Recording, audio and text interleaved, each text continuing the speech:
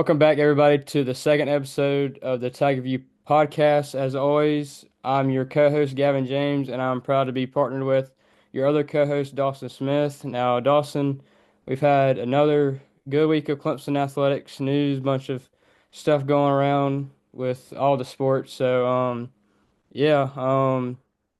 if you are listening for the first time, we want to say thank you for tuning in. If you're a returning listener, we also want to thank you and just keep coming back and listen to us as we talk each week. As always, we're going to try and do these on Sunday evening, schedule wise. If we need to switch up, we can. But yeah, before we go into everything, I just want to say congrats to Dawson for joining the Tiger View Media team. And yeah, just happy that we could bring you on, and I knew you'd be a great fit.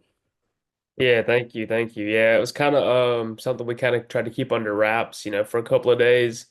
I know kind of the first intro was it was, me and you doing this podcast and we kind of just saw where it went from there and here we are a week later and I got my first article written out. It's published right now on Tiger View Media. So, hey. Yeah, yeah. We'll actually touch on that later, but yeah, I just wanted to congratulate you. I know you don't want to do too much on that, but I just thought I'd recognize you for that. But anyway, this week's show is kind of like last week's setup wise. We're gonna talk a little bit of baseball, softball, some more football stuff. We got the spring game coming up this week, and then also Dawson wants to touch on the rev sharing and everything like that. And also we got a bunch of big basketball news that came out this week with different things with that. And then Dawson also interviewed one of the Clemson baseball players, and we'll let him touch on that here soon. And then just the schedule for the upcoming week. But starting it off first, I feel like we always have to talk on baseball. They went down to Atlanta this past week for the first road ACC series.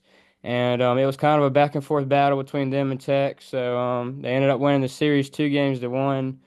But yeah, anything you want to touch on with that? Yeah, I think I'll start on Friday night's game. To me early on, it just felt like a odd game to me, really. Aiden Canuck, he went 5 innings, allowed 7 hits, allowed 5 earned runs. That's not a traditional Aiden Canuck ace game. It really didn't feel like that. And I mean, we got good work out of the pen outside of him, but to me is we're looking at Aiden Canuck to be our ace right now. And, especially Ethan Darden not pitching very well on Saturday and us kind of still in between on pitchers on Sunday. We have to have elite games out of Aiden Canuck down the stretch, and especially in the postseason, if we're going to have any chance at making a run, which I personally think he'll figure it out. But we got to figure out a lot of other things on the back end. We got to, it kind of feels like BJ Bailey really did step up and play really well Sunday, but or Saturday night. But look, there's just a lot that goes into that. And then as far as hitting, I would say that we moved back Collin Priest a couple of spots back, which I think is really beneficial because for one reason was, Collin wasn't, it didn't feel like he was seeing the ball very well. And, when you're not hitting the ball very well, you're rolling over a lot, especially when you got a guy like Cam hitting at three right in front of you. Pitchers and other teams can sometimes pitch around Cam, maybe not let him do any damage, maybe put him on or walk him or something, because they know they can, get Colin up next and, probably potentially target him for an out. So I think sliding Gaffney right into that fourth spot was really a good move, and Gaffney really played really well this weekend. Yeah, just a bunch of different things you could talk about on the baseball side. I'm with you on Aiden. He didn't have his best start, but we need him to have those good starts to start off those game ones of the series because that's always crucial whenever you can go in there and get that game one win. And you need somebody who can really go in and shut down that lineup of whoever you're playing and just really setting the tone for that weekend series or just any other series in general. But we talked on it last week about the Sunday starter, and they left it TBA again, and many people were kind of guessing who it was, and I think me and you kind of guessed right, and we seen BJ Bailey out there on the mound last night, and as I Hmm. tweeted out, I think we found our Sunday starter in BJ. I think he had 8 strikeouts, which was a career high for him, if I'm not mistaken. But yeah, I mean, I think we found the guy in BJ, and just a tough break for Ethan Darden as well. You really don't see that at him, but I mean, it's baseball. It happens. I mean, you can't help help anything with that, but just glad that we were able to get that series win against a pretty good Georgia Tech team. I mean, that second game, I think everybody probably wants to forget about, but it happens. Like I said, it's baseball, and I mean, it's the tale of two games in that doubleheader yesterday. Take the loss 18-2, kind of want to flush that, move on to the next game, and you do that with a 4-3 win right there in Atlanta. Yeah, I mean, especially with it being a doubleheader, that's almost the best thing that could have happened. I mean, you come out and you get the doors blown off you, you give up, what was it, 10 runs in the fourth? Hmm. And I mean, ultimately, all day you just didn't look good at all. And, you say, hey, after the game's over, say, hey, Art, 15, 20, 30 minutes, turn right back around and play. And you came out of the gate, and I mean, BJ battled early. He had a lot of tough situations. He had bases loaded at one point, and it would have been really easy for him to kind of let the wheels come off and let up a couple of hits and probably force Eric Backett to go to the pin early. But he really stepped up and played really well.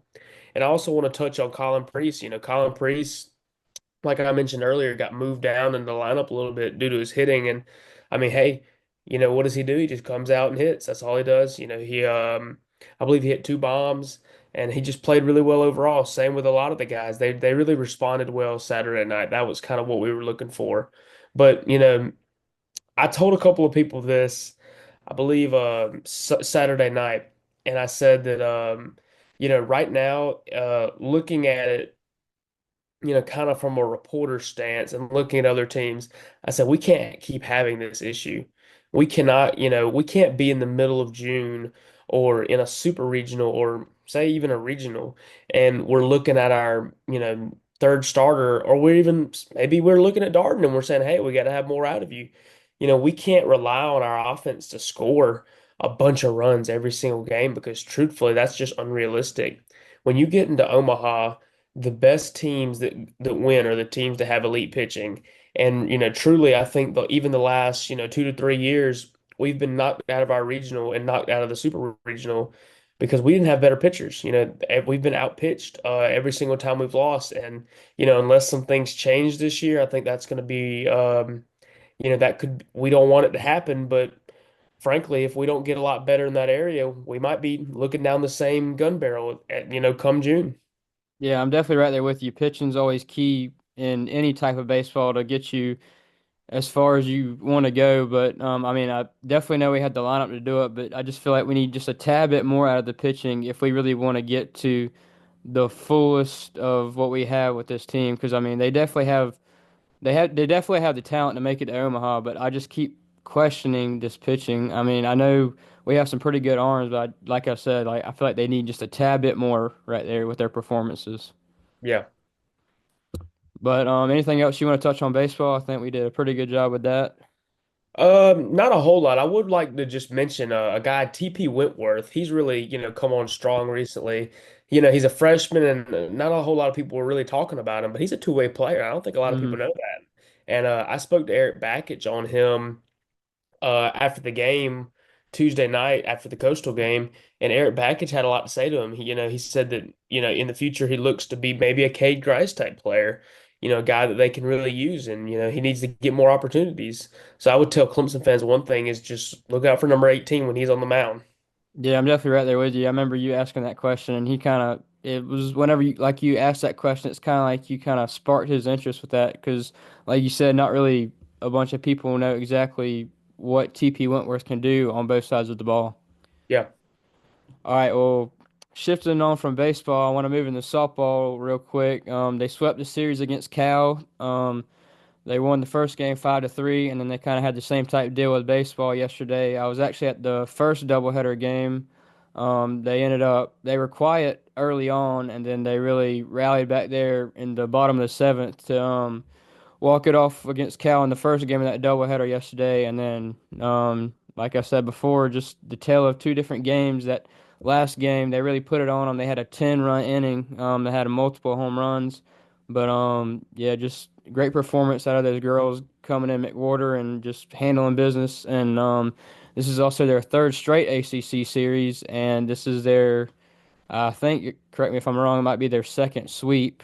They swept Cal and then they swept Syracuse at Syracuse last week. But Just another hot weekend for Alex Brown. I've seen where she had 3 hits in both of those doubleheader games yesterday. And then also in those 2 games, we had 22 hits and 3 from Maddie Moore, 3 from Abby Vieira, 2 from Julia Noller, 2 from Macy Cintron, 2 from Marion Collins, and 2 from Kylie Johnson. Just another thing with this softball team is the freshmen are leading the way. Macy Cintron, Marion Collins, Sam Minish, just all of those girls, they're really leading the way. And I mean, also with the veteran talent you got in Maddie Moore and Abby Vera, it's just a full-on complete team performance. And I really feel like they're hitting their strides right now. And they have South Carolina coming up here soon, and I think the next week or so. So that's definitely going to be a good game. I know they didn't have a good game against them in Columbia, but I think this game in McWhorter might be the different story. Yeah. Yeah, All right. those girls have been swinging a hot stick. It's good to see that. Yeah.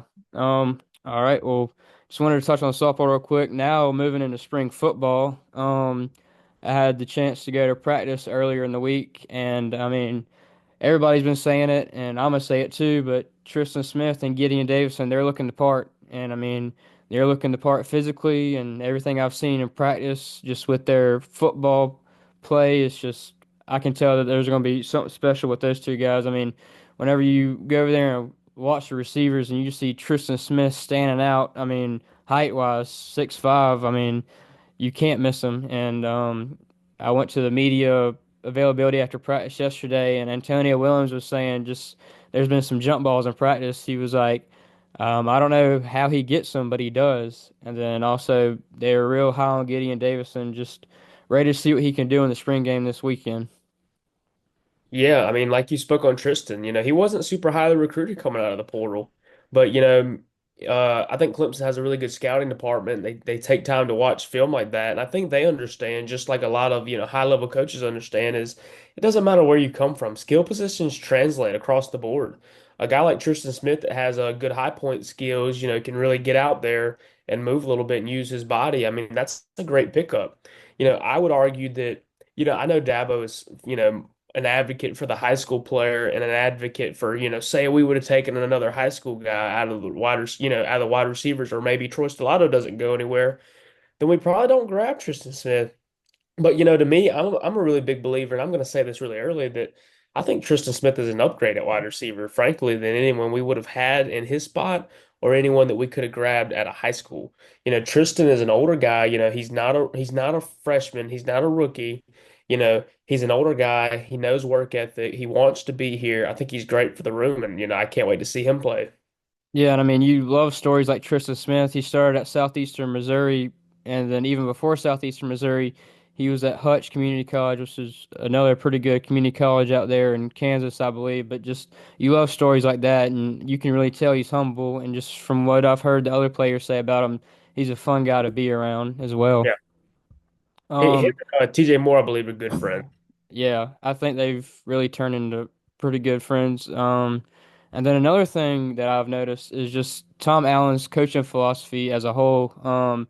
Thing I noticed, I walked over there and was watching them do like defensive drills, and there's this one drill they call like rodeo or whatever, and they're like rotating around and around doing different things. But what they do at practice is they give Tom Allen a mic, and I know some people's probably seen pictures or videos of him with a mic in his hand at practice, but he's got a mic and it's connected to a speaker, and 2 things that stick out to me that he says, and the first one he really emphasizes on is we're going to be the best tackling team in America, and I truly believe that we will be. Just he really puts that into their minds that we're going to be the best tackling team in America, and he wants them to go to their fullest extent, even in practice. I mean, you got to do that if you want to play good in the game.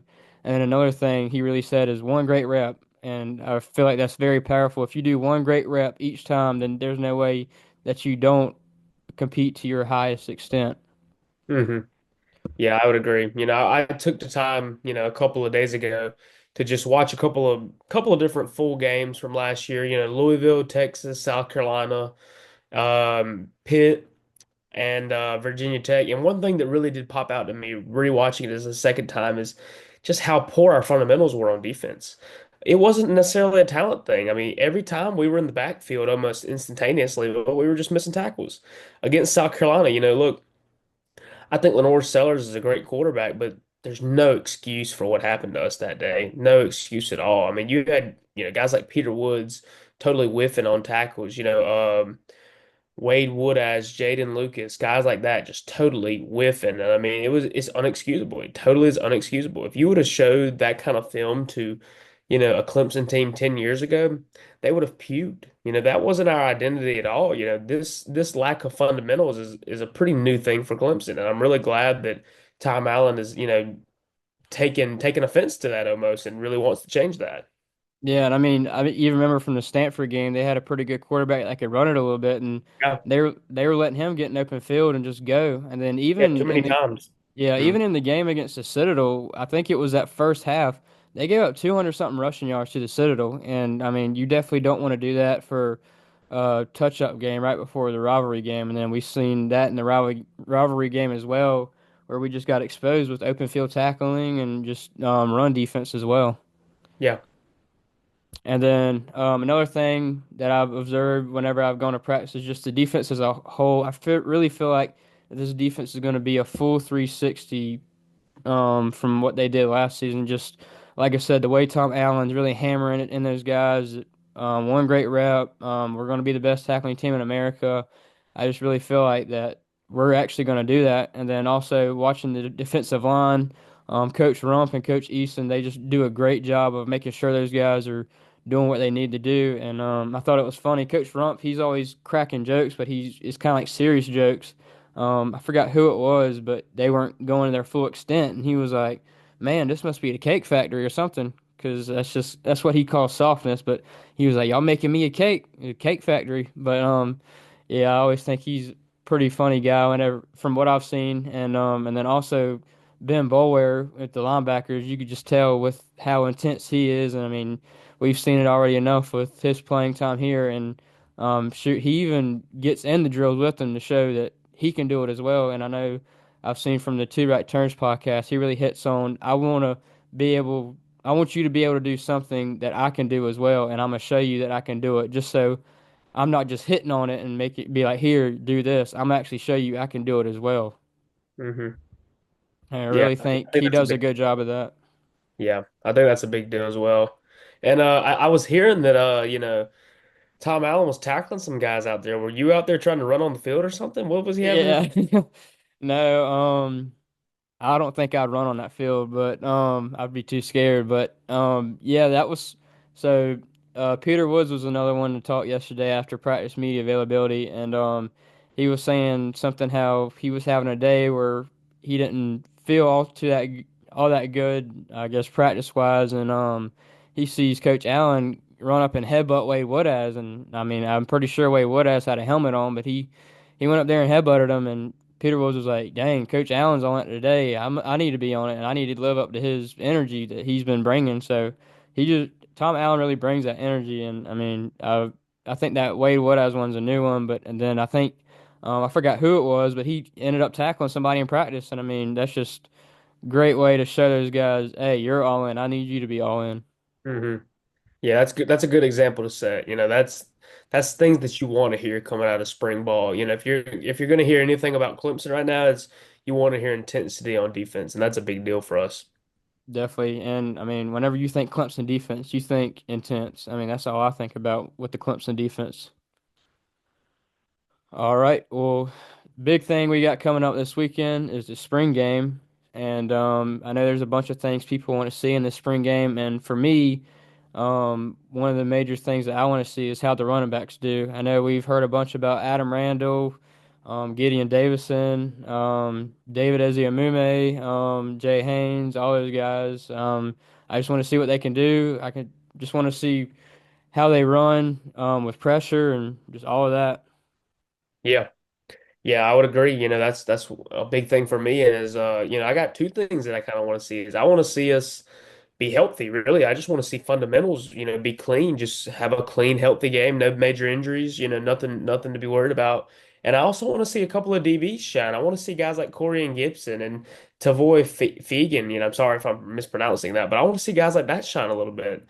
They were pretty highly recruited coming into college, and from what Dabo's talked about is he's been, satisfied with how they've developed so far. And, I think that's a big deal. I want to see them play really well because hey, look, when we get in the meat part of the season, you never know. Ashton Hampton goes down with an injury.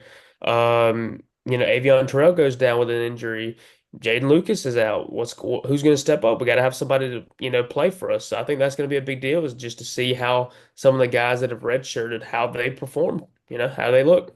Yeah, definitely. And another thing I'm gonna touch on that I've seen is actually gonna be a different format spring game this year. That from what Dabo has said, I think you said it's still gonna be kind of like your usual type spring game, but from what I heard, I think everybody's gonna be on the same sideline, opposed from separate sidelines from orange and white. And then I think also they're gonna run some drills and also 7-on-7s as well. So it's definitely gonna be cool to see a different type look spring game. But I mean, I feel like it's a real good way to go about it as well. And then another big thing is it's not going to be televised either. So if you want to watch the Tigers play in the spring game, you're going to have to come to Death Valley.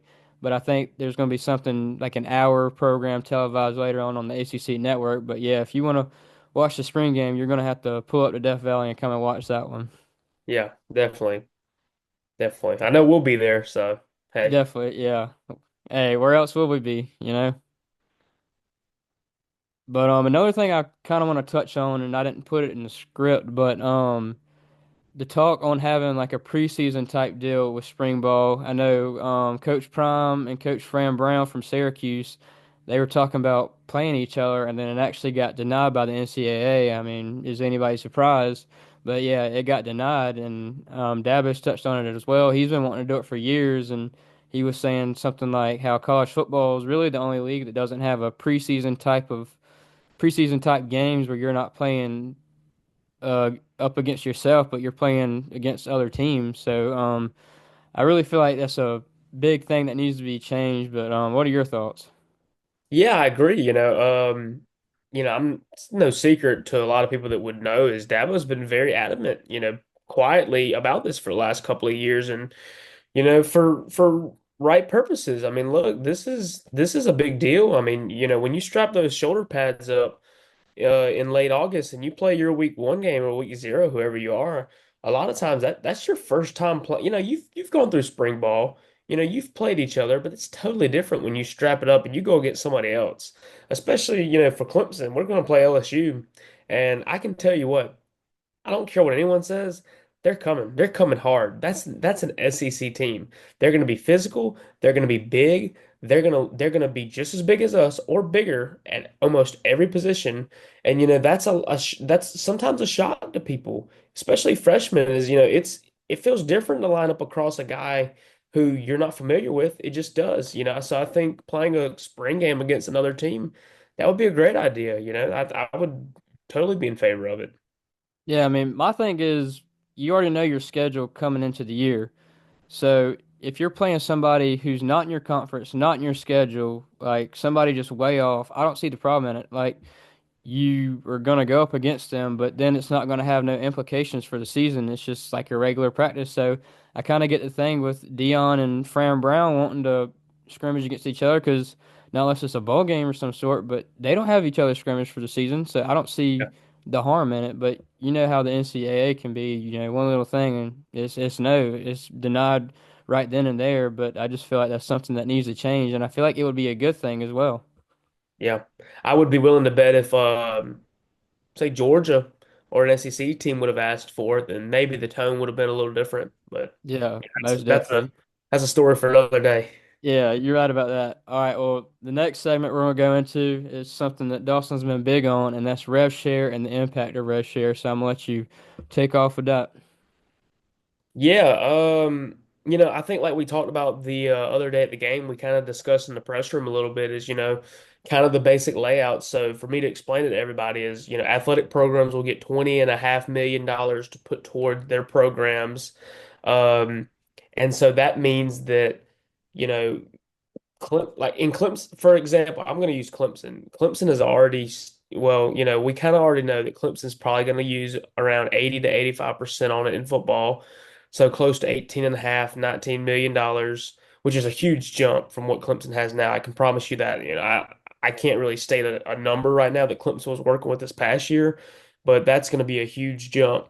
The one thing that does confuse me though is how now NIL is going to transfer because now with rev sharing, that's going to take the place of a lot of collectives. Like Colorado, for example, they've already cut ties with their collective. So as many other schools, they're already now moving into a direct pay for play, which I do think is a lot better of an idea. It kind of calms down the heat of NIL where you could just write a $2 million check for a player and throw it at a guy and he comes and plays for you. Now it's going to have to be different. And even with NIL, it's not going to be the same as just writing a check every month for a player. It's going to have to be a legit deal where they're sponsored by a company.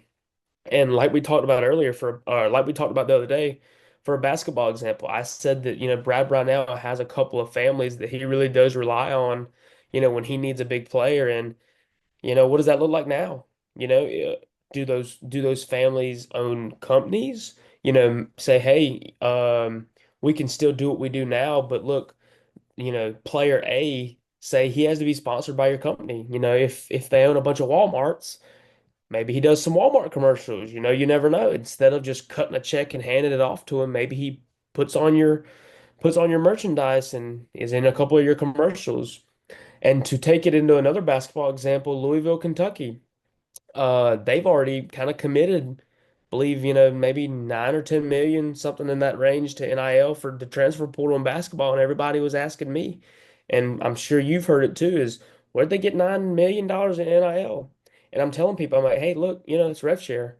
You can spend your 20.5 million on whatever you want. A team like Kentucky or a team like Louisville that maybe not care about football that much say, hey, they can give basketball 9 million, they can give football 5 million, 7 million or whatever, and then they can give baseball and split up between the other sports. But for Clemson, with it being so football reliant and us kind of being weaker in the NIL department, we're going to give as much to football as possible. And there's going to be a lot of schools out there that are not going to be able to do that. A team like Alabama, who is trying to put together elite teams in basketball and football, you think they're going to be giving football all of their 20.5 million? No, they're going to have to give it to basketball because they're trying to compete with that as well. So I think that puts Clemson in a really good position for football. Now, for basketball and baseball, it does, like we also touched on a couple of days ago, it does put them in a little bit of an awkward situation for baseball. Look, I see plenty of people saying, why are Clemson's arms, we don't feel like we have elite arms right now in the bullpen. Our guys are throwing 90, 91, 92. Drew Titsworth might get up to 94, 95, but, you turn on Tennessee, you turn on LSU, or not LSU necessarily, but Arkansas, you turn on a lot of the SEC teams, and everybody out of the bullpen's throwing 96, 97. And I tell people, look, what do you think a 96 mile an hour, right-hander out of the bullpen cost? That's a lot of money. And especially now is, guys aren't making a whole lot for Clemson in baseball terms. A lot of them aren't.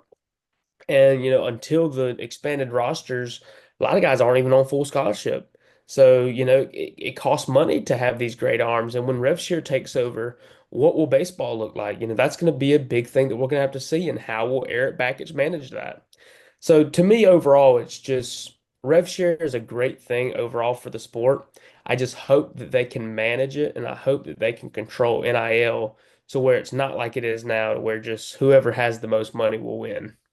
Yeah, I feel like it's definitely going to change the game. But like you were saying, just the way the NIL uh period right now is, it's just I feel like it's going rampant. Literally, like guys are making so much money in so many different ways, and you can't control it. And then you got some guys just hopping in the portal multiple times just because of it. So I definitely feel like the NIL stuff needs to be regulated, but I do feel like it's good though, just for different circumstances. But I really feel like rev share is also going to be a great thing as well too. Like you said, with splitting up the money between football, basketball, baseball, whatever, I really feel like it's going to help out a bunch, even with Clemson's perspective on it.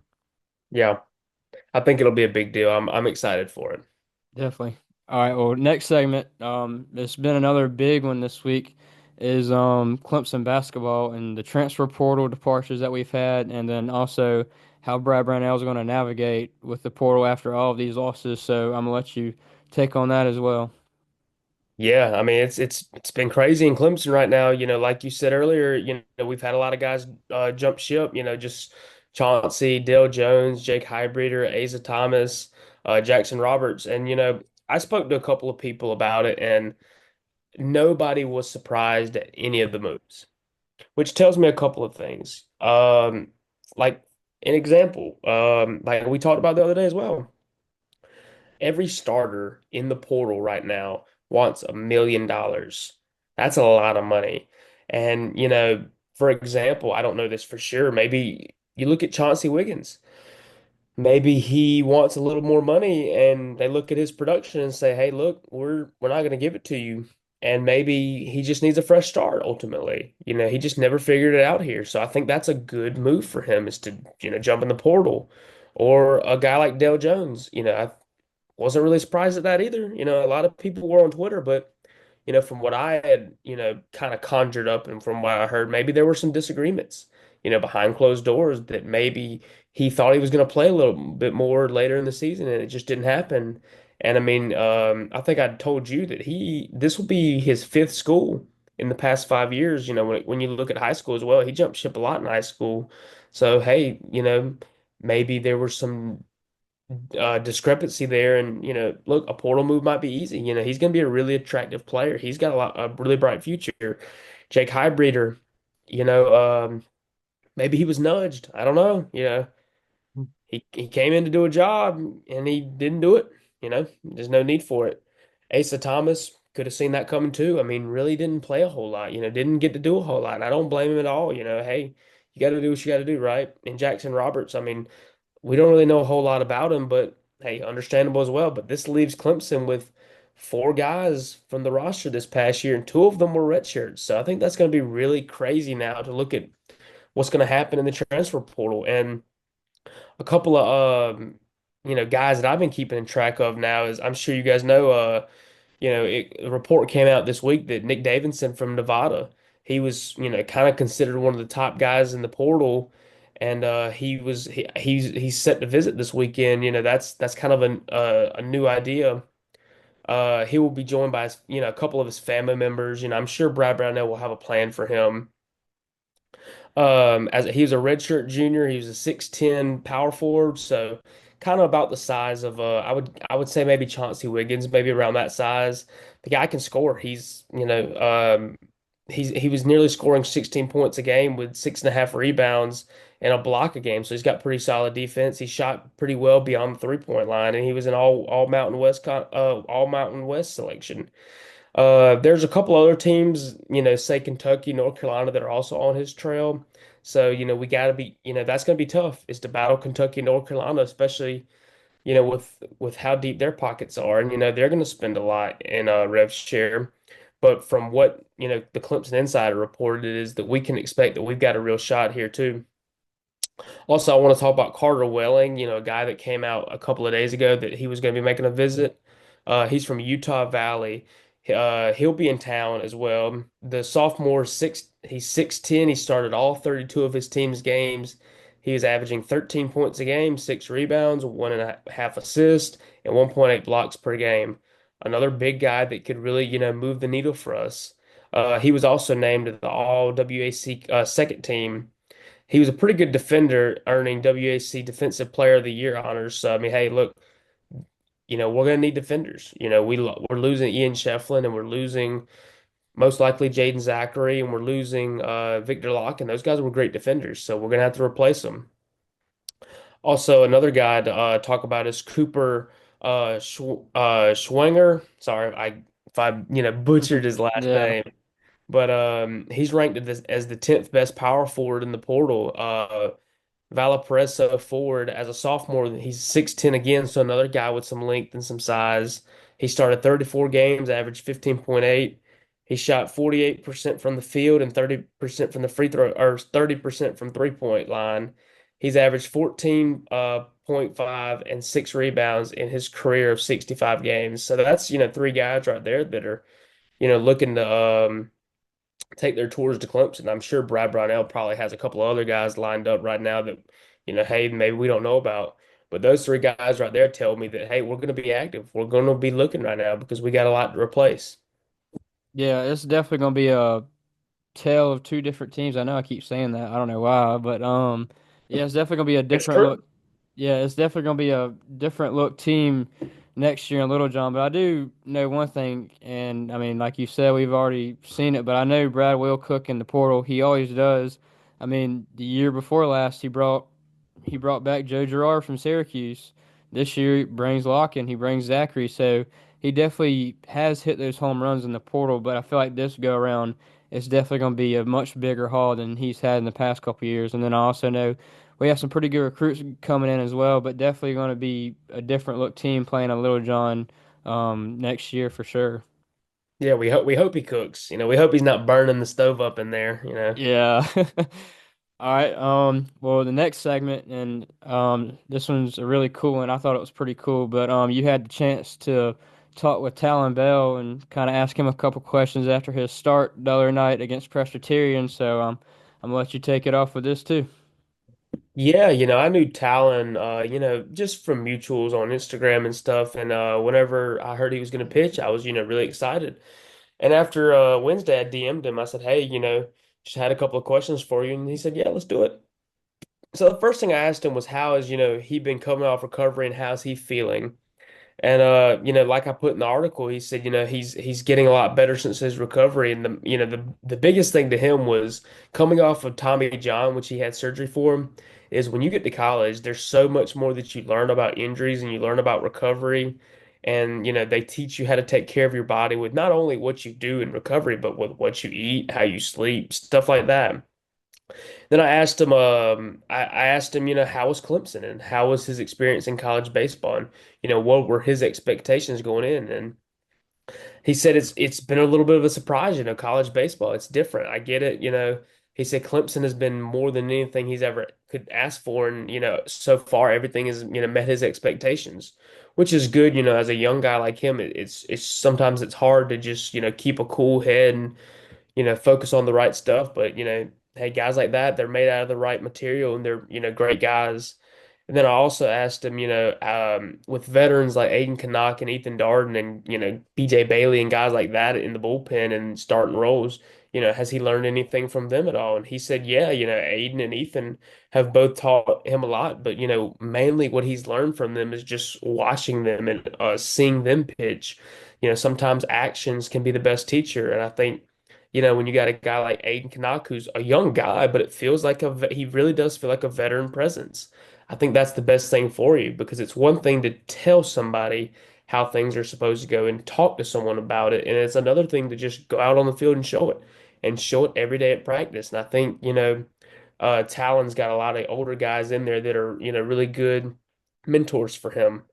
And then, I asked him the last question I asked him was, what are his expectations for himself coming off injury this year? And how does he think that that can provide the team success? And, obviously he's a high confidence guy. He said he always has a lot of confidence in himself and a lot of expectations. He's really excited. He just wants to help the team win at every opportunity. And I think, down the stretch, we can get him back going. We can get Michael Gillen and guys like that. Is I think he will have his opportunity. He will have his chance. So, I'm really rooting for the guy. I'm excited for him. Yeah, I'm definitely excited about him too. Just from what I've heard about him, and then with you talking with him as well, and then just seeing him pitch the other night against Presbyterian, he really impressed me in short time of work. But listening to what Brackich had to say after the game, he was just saying that he's going to keep doing this. He's going to keep having those midweek starts on limited time, but that's what you got to do whenever you're working yourself back. You got to get those live game reps. And I mean, he did a great job against Presbyterian, but I'm just really excited to see what he's got moving forward. And even Backish touched on, he's got the chance to be a weekend type of guy, and I'm buying into the hype. I really think he's going to be a difference maker in this Clemson bullpen for sure, or starting on the mound, whichever one he does. But he's definitely going to be right there with the mix with Aiden and Ethan and all those guys. Yeah, I mean, he was a great baseball player coming out of high school. He was the Florida Gatorade Player of the Year, a Team USA player. So there's definitely a lot there to unlock with him. He was a hard throwing guy, so there's what's not to like about the player. He's a great kid. Yeah, for sure. So going into now the schedule for the upcoming week. First with baseball on Tuesday night, another midweek game. They'll be playing it up against Georgia Southern, and that game will be played over in North Augusta. And then they head to California for the weekend series, their first trip out west with the new ACC member Cal. And then also with softball, they also have a midweek game on Tuesday at home in McWhorter against Gardner Webb. That game's slated to be at 6 p.m. And then they also head out to the West Coast to face Stanford, which is another ACC member. It's just crazy with those teams going back Yeah. and forth from coast to coast. But hey, that's the college athletics we live in. And then obviously the big one, we have the football spring game at 1 p.m. It's not televised, so make sure if you're in the Clemson area or if you're coming up in the Clemson area, you get there for that because you definitely won't be able to see it on TV until later on with the special program, from what I've heard. And then also for lacrosse, they also have a game on Tuesday up at the lacrosse facility against East Carolina. That's slated for 5 p.m. And they head over to Blacksburg to take on Virginia Tech on Saturday. And then also for gymnastics, they qualified for the gymnastics championships. On Thursday, they'll be in Tuscaloosa for the Alabama regional. They'll take on Rutgers for what's going to be a play-in meet. So, if they end up beating Rutgers, then they will have the regular meet, and they'll go up against Florida, Oregon State, and NC State, and that'll definitely be a tough one with some gymnasts who made it to the Olympics on both of those or three of those teams. I think I definitely know for Oregon State, Jade Carey, she's definitely a good one to watch for Olympians. And then even if they don't end up winning on Thursday, Bree Clark, Hannah Clark, and also Madison Menor will have individual performances on Friday as well. So that's the week for Clemson Athletics, another busy week, even though both baseball and softball's on the road. But I know one thing's for certain. I can't wait to get in that spring game, man. It's definitely going to be something to watch, and it's definitely going to get me hyped for football season. I'm already hyped right now from going to practice. I texted Charles. I was like, man, I'm ready for football. It's getting me fired up. So definitely gives us something to watch before we take on LSU first game of the season. Yeah, definitely ready for it. For sure, for sure. All right, kind of wrapping it up. Any final thoughts on today's episode? Just recapping it up. Yeah, one last thing I would like to add. I'm pretty sure it is public knowledge now, but there will be doing a fire sale of all, exclusive Clemson gear in the Burton Gallery at Little John from 8 to 1 p.m. Saturday before the game. It will be cashless, so bring your cards, bring your tap to pay, and all sales are final. So, hey, get there early, get you some cool gear. Definitely, yeah. That's another good thing to add. I feel like I might show up there at 8 a.m. I'm always one of those type of guys that Yeah. likes getting that gear, but we'll see how much it is with the price tag because I know they might think highly of those things, which I mean I would too. But yeah, I just want to thank everybody once again for listening if you're returning, and thanks for our new listeners as well. Make sure to subscribe if you're watching the video version on YouTube, and also if you're listening to the audio version on wherever you get your podcast at. We just want to say thanks for listening again. And as always, I kind of want to end off with just social media plugs. Social media is always a big thing, especially nowadays. That's basically where people go for their news. So I'll start off. My Instagram's gavinjames.12, and then Twitter X, whatever you want to call it, is gjames_1212. Yeah, and me on Instagram, you can find me at SMITTYFLIX, Smitty Flicks. And then on my Twitter page, it'll be all capital GMFLOFLIX. So that's Game Flow Flicks. So yeah, there we go. All right, well that'll do it. Once again, thanks for listening in to the Tiger View podcast, and keep tuning in each week as we keep bringing you the coverage and inside scoop of Clemson athletics. Once again, it's been Gavin and Dawson on the Tiger View podcast. See you, everybody. Thank you.